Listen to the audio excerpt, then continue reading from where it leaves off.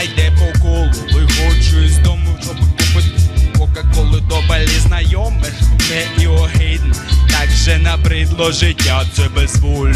Знову сиджу, потім лежу, консервую запаси під кожного зала. Літати виглядаються пилом на полці, поки я на дивані дивлюся серіал. Вам багато, мені мало, краще задасть чашки на водки, чекати на завтра, бо завтра не буде, бо я не чекаю, бо треба сьогодні праці, вслини праці, не треба мені це, а вам таки більше. Бачить ці чи не бачить, не твої балають так.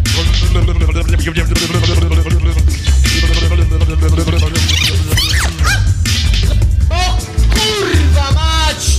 A, dobra, dobra. Dobra.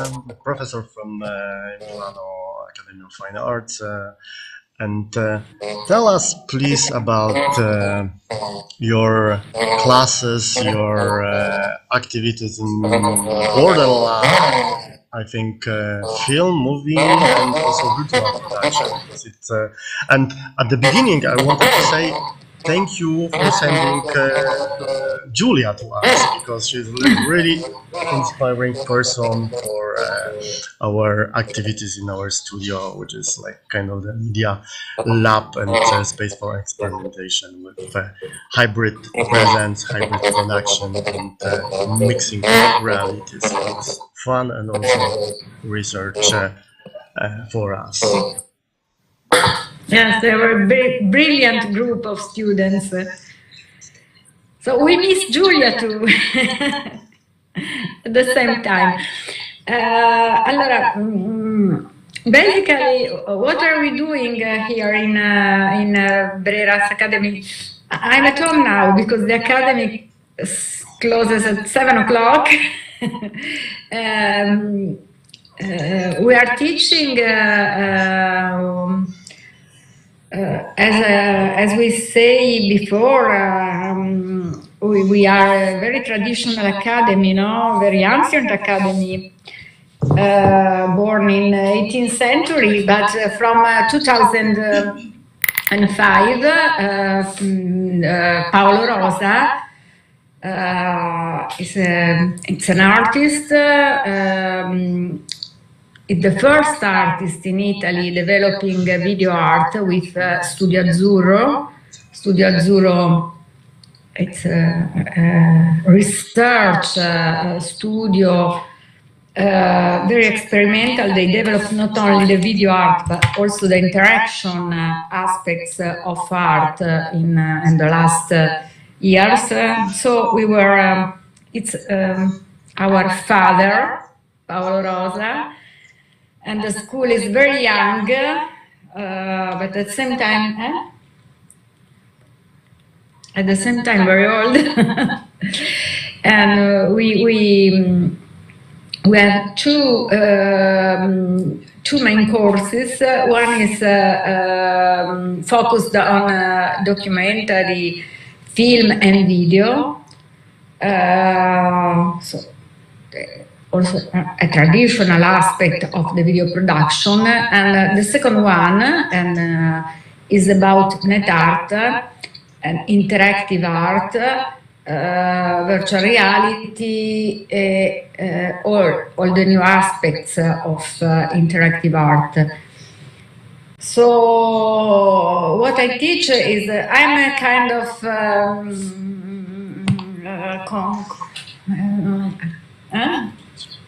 I'm teaching marketing and economy in the design department and in new technology department, so in all the academy. What I teach is the production aspects, also the economic side, the financial side of the production.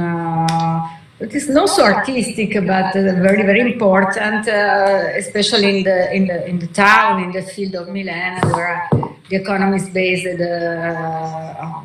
upon advertising, movies, movie production, television. So explore the artistic and creative side, and also the media economy side of our creativity. I'm a researcher. I did a lot of work of research in University in Milan before starting my work in a television group where I did research about interactivity, new formats, digital, the digital evolution of television, and then I teach in Brera from 2009, and I definitely found my happiness, because I love so much all the academy, the research we do in the new technology school. It's very experimental. From this year, the Ministry of Education established that our institution, so the Art Academy, can do research. The institutional work of research is definitely institutional also for us, not only for the university. So now we can do research officially. Before we did unofficially, so we have a beautiful lab where we do a lot of work with Arduino, virtual reality, video 360, but until now this is not institutional. So we hope we will get more and more resources also to have students from Europe, from university like your university, because this aspect is not. We have a difference between university and academy. Yeah, and also film school. I think that people in film school that already teach about production and this economical aspect on film production, but at the Academy of Fine Arts, it's still something new and very important and very interesting that you start to talk about this and also economical and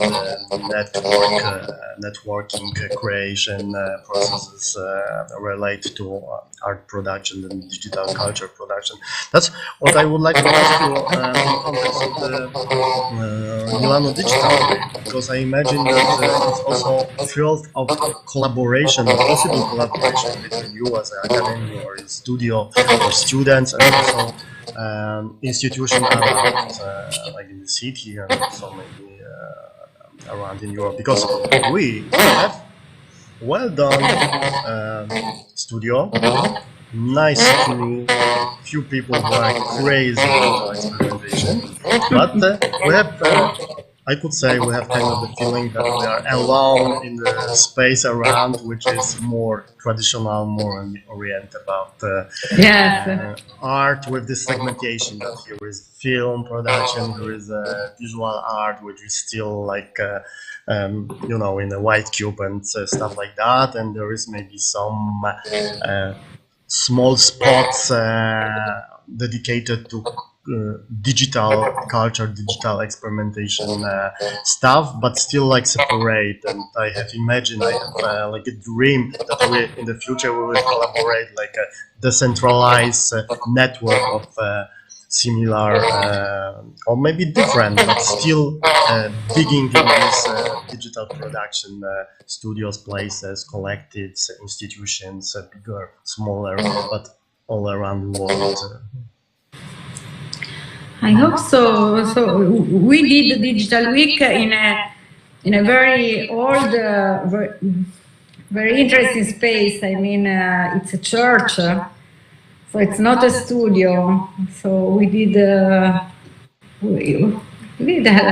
we had some problems with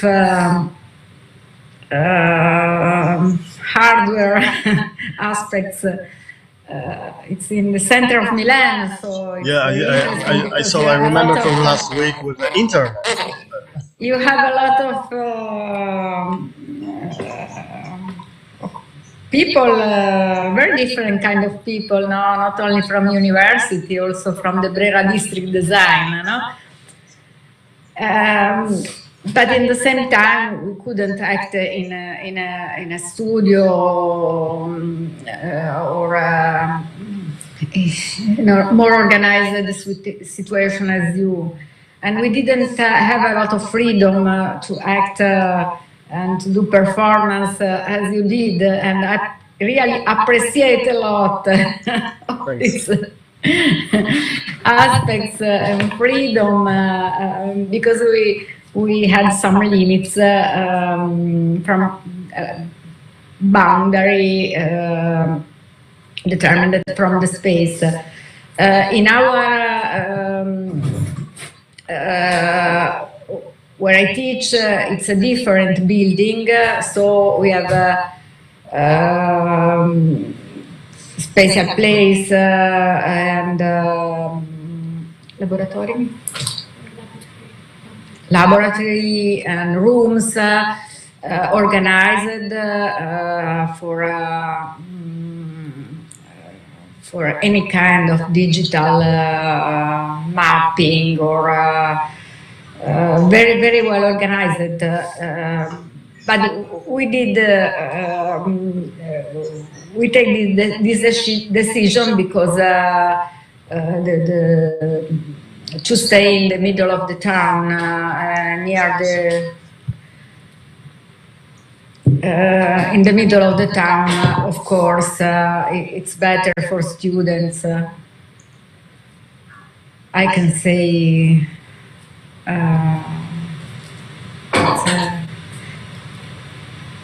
basta. Okay. So we have different. There's time for experimentation. Spaces. One is not in the center of the city, but is very well organized with all the device to do everything, and we have a beautiful space, less organized, of course.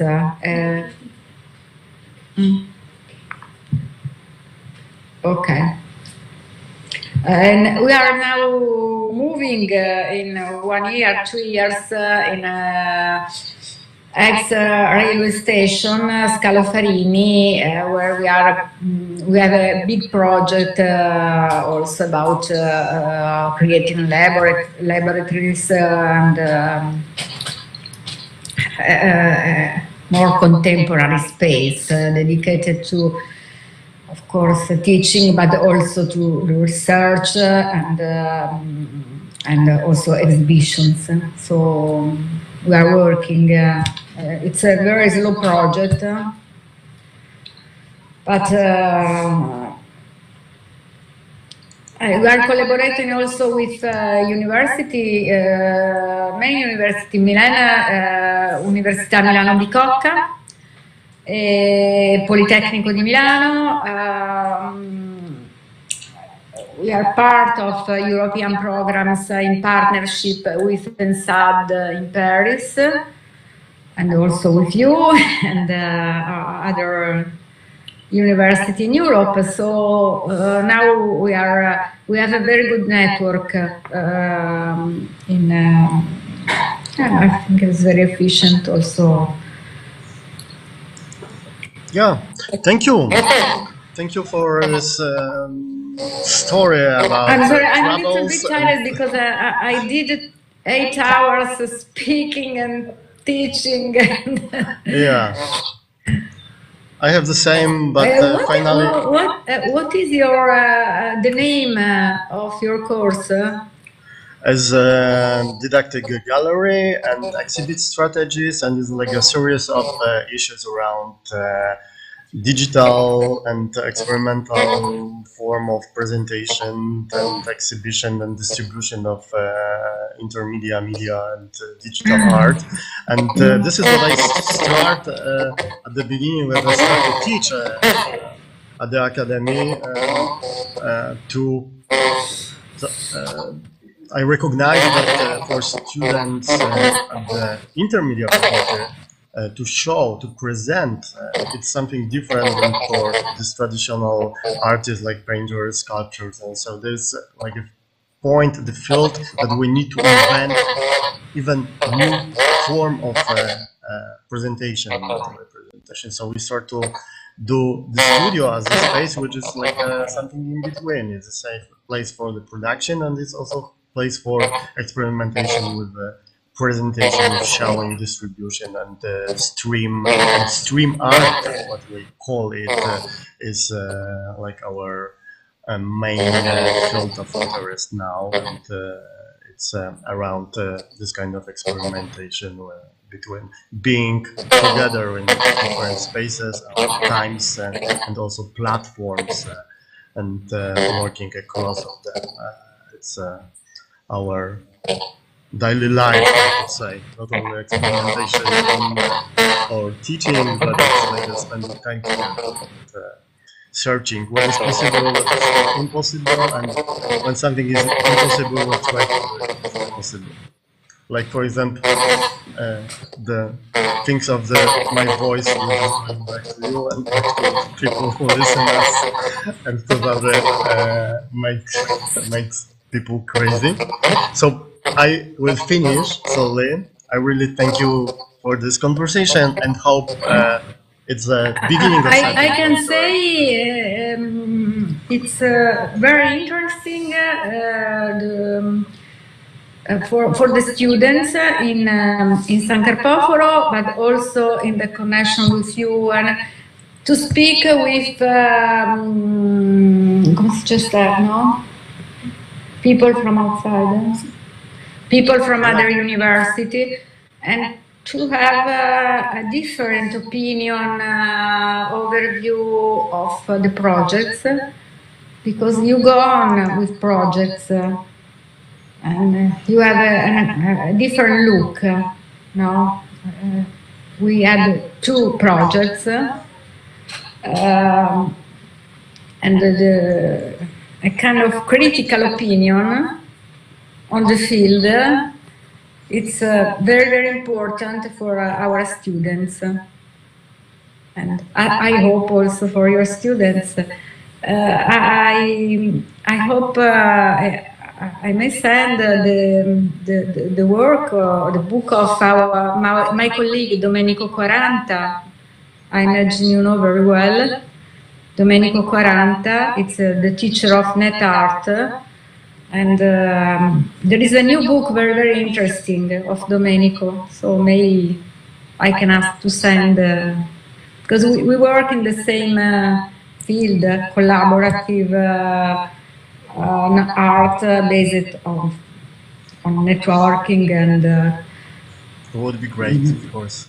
co-workers. We are co-workers, no? Artists and co-workers. Part of the network for now and for future, I hope so. Okay, thank you very much. Thank you very much. Goodbye.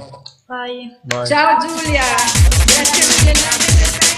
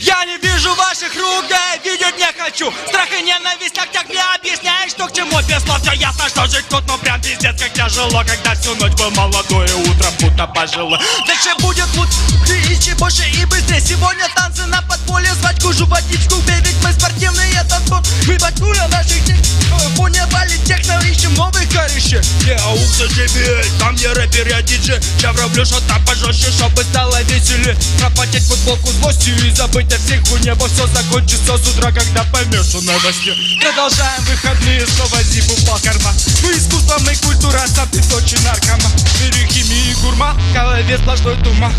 Чисто паранойя, ведь кругом сплошной обман. Связи везут телефон, полистовый домофон. Я вижу марафон, и всех паяет каннибаль. Темы учат ваших деток курить с Василию кольцо. Учат ваших деток тратить денежку на боль. Связи везут телефон, полистовый домофон. Я вижу марафон, и всех паяет каннибаль.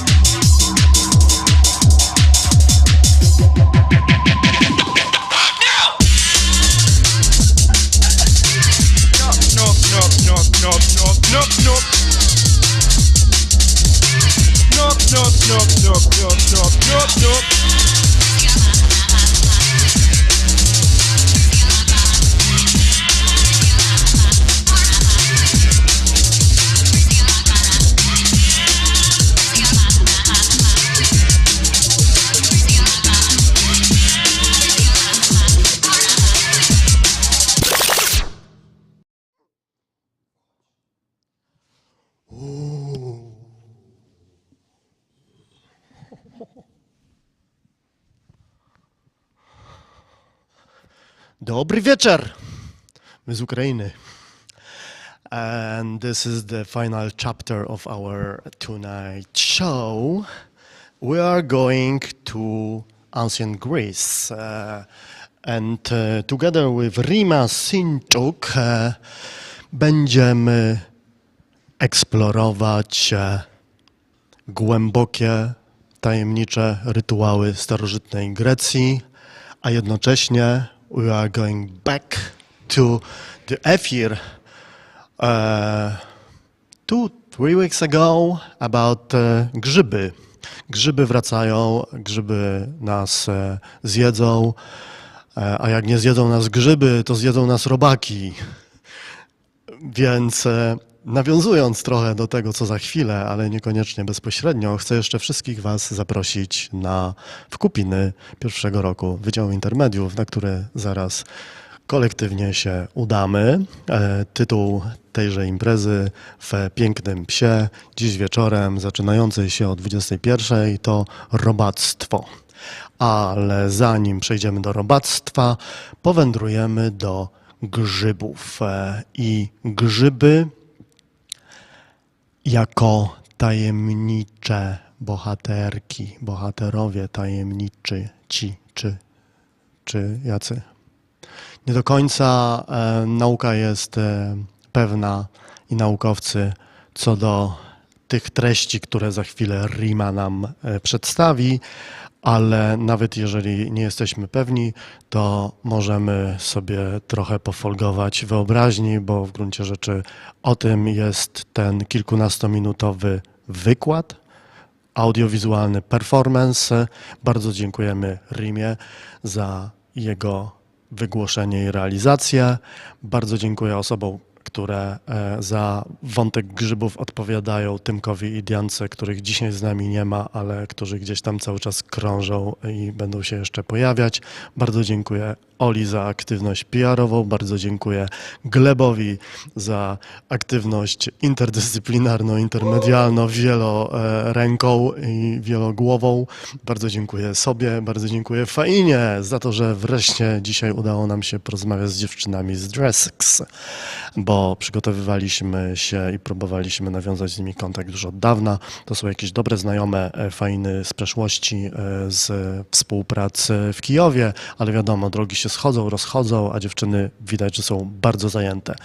Więc byliśmy dziś w Los Angeles, byliśmy dziś w Milano, nawet kilka razy. Byliśmy albo jesteśmy cały czas tutaj w VR-czacie, a na koniec powędrujemy do Aten, gdzie rozpadniemy się na drobne kawałki w grzybowym tripie, a potem pójdziemy do Pięknego Psa, żeby nas zjadły robaki. Dzięki!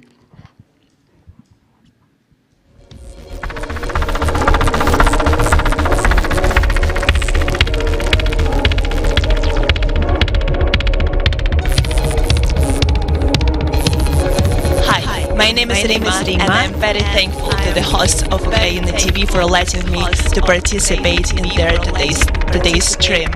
I'm also very excited because today I'm going to give you a brief lectorium on an ancient Greek festival that happened for hundreds of years. But before we get to there, I would just like to remind you a myth that is crucial for us to understand in order to understand the background of the festival itself. I'm pretty sure all of you are familiar with this myth, so I'm just going to be really fast with this. There was a Persephone, the daughter of Zeus, the king of the Olympus, and Demeter, the goddess of fertility.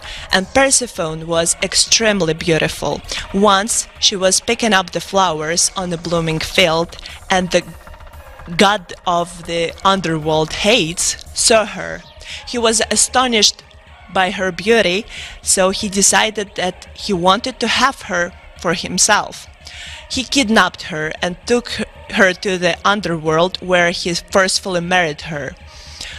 Persephone's mother, Demeter, was searching for her daughter all over the globe, and eventually she found out that she was kidnapped by Hades, and Zeus Persephone's father approved of their marriage.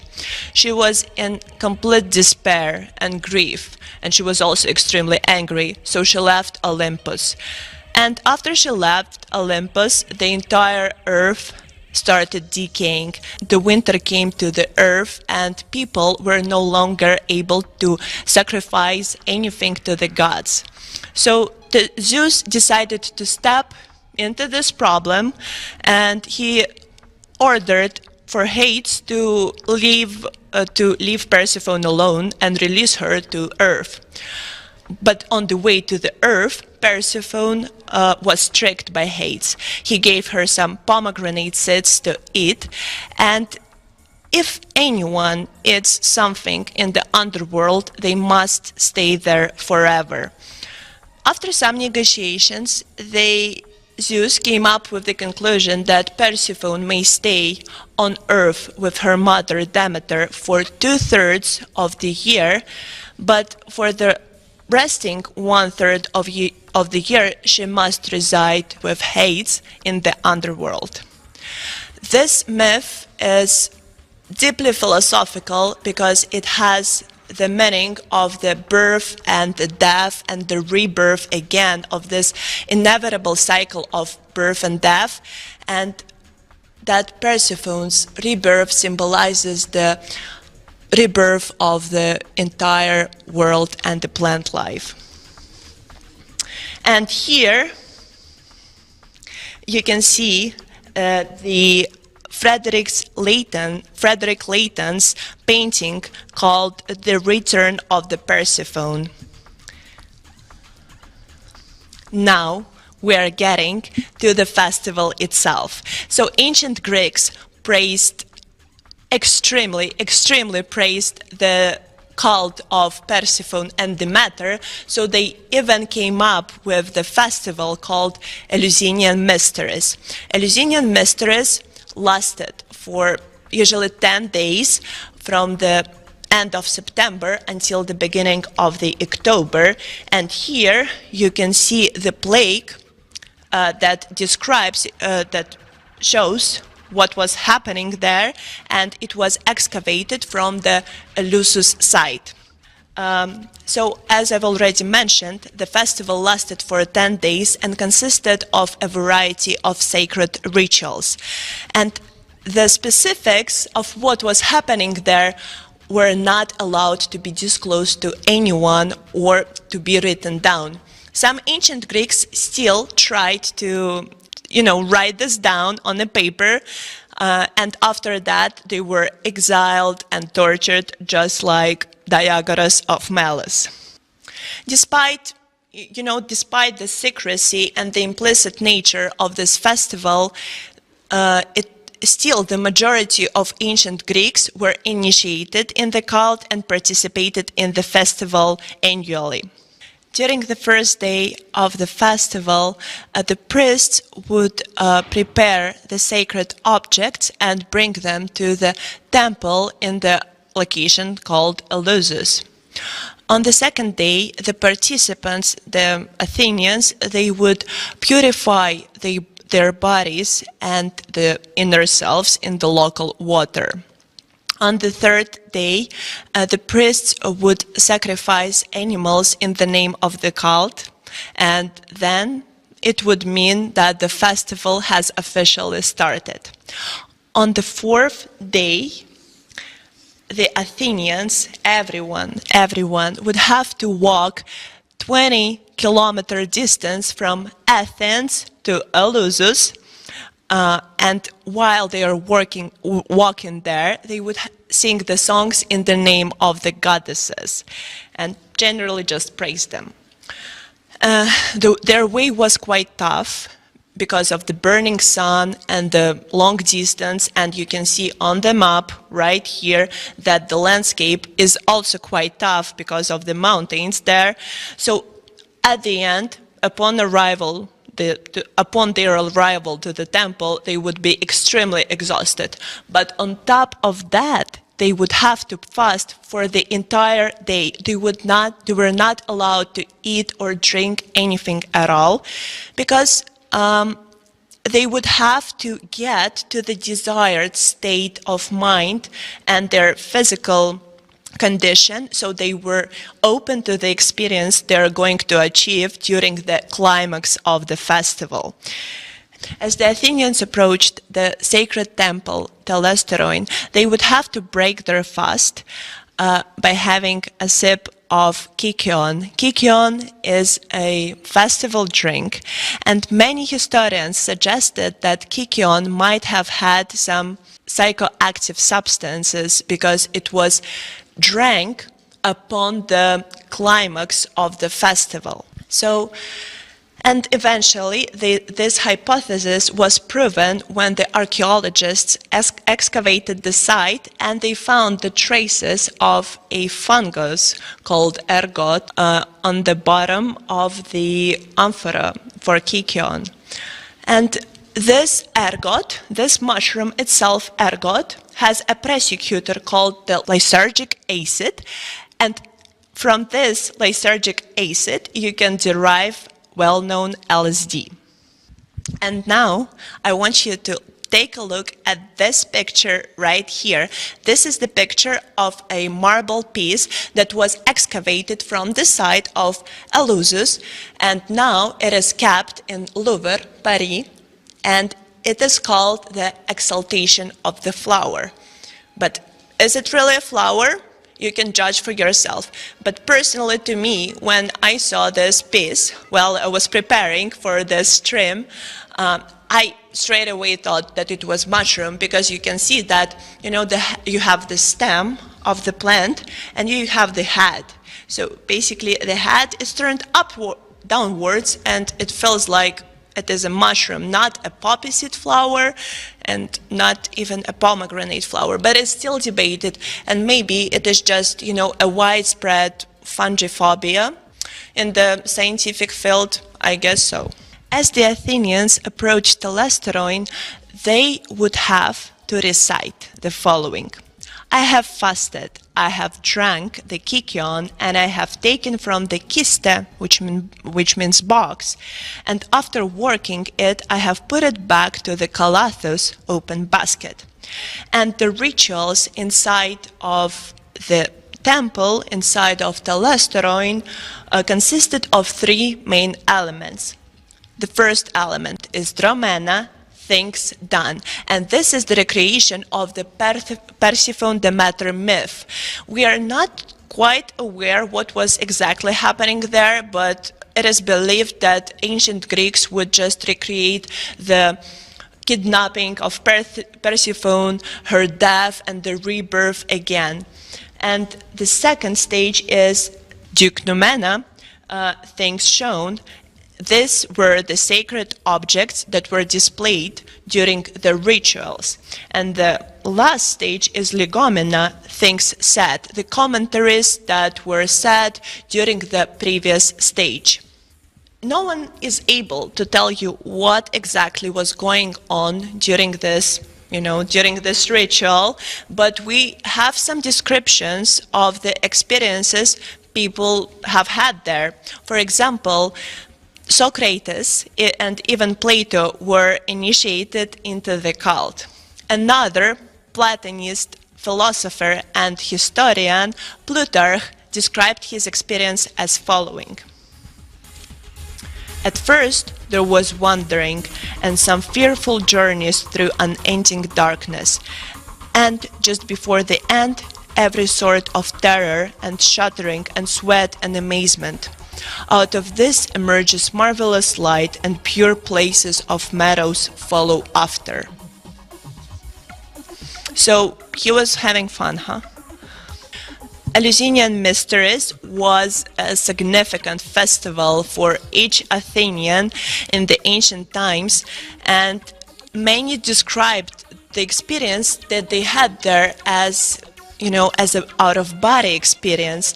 This what Plato says in his dialogue on the immortality of the soul. Our mysteries had a very real meaning. He that he has been purified and initiated shall dwell with the gods. the specifics of Eleusinian mysteries are not completely understandable for us because the rituals were hidden under the veil of secrecy, but we are still able to feel the symbolism that was following the entire festival. This symbolism shows us the birth of a person to the planet and then the grief because of the inevitable death. And after that, the death is never able to win, and the rebirth will take the circle of life again. So in conclusion, I would just like to say once again that ancient Greeks loved this festival. It was one of the most popular festivals in the ancient Greece, especially for Athenians, and it lasted for hundreds of years. It was so popular that even when the Roman Empire emerged, they took this festival to themselves, and it lasted until the Christianity spread it and took its popularity. And after Christianity took over, this festival was considered to be sinful and it was stigmatized, unfortunately. So thank you for listening to my small lectorium. I was happy to be with you here today. Bye!